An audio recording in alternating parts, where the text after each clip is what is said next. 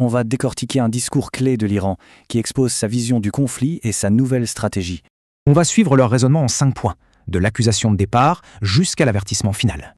D'abord, le discours pose le cadre, une guerre jugée illégale, imposée par les États-Unis et Israël. L'argument central, cette agression aurait délibérément saboté les pourparlers diplomatiques qui étaient en cours.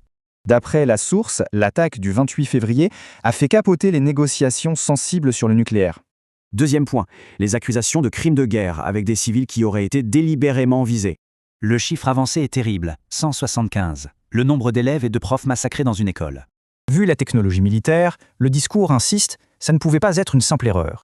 Et ce ne serait pas un cas isolé, mais bien une campagne contre les infrastructures civiles. Le bilan scolaire serait encore plus lourd. Plus de 600 écoles détruites ou endommagées. Troisième partie, le contre-récit, celui de la résilience iranienne face aux frappes. L'idée, c'est que les objectifs de départ, victoire rapide, chute du régime, ont tous échoué. Cette résistance est même présentée comme un exploit historique contre des armées surpuissantes. Quatrième point, le discours accuse ensuite les pays voisins d'avoir participé à l'agression. Malgré les promesses, ces pays auraient laissé leur territoire être utilisé pour lancer des attaques. Cette question est posée pour suggérer une implication directe des voisins dans l'effort de guerre. Et on arrive au point crucial. Comment toute cette expérience a changé la stratégie de l'Iran? Le changement est majeur. Désormais, toute personne participant à l'attaque est une cible légitime. Et la conclusion est sans appel. Un avertissement direct, qui annonce une doctrine militaire bien plus agressive.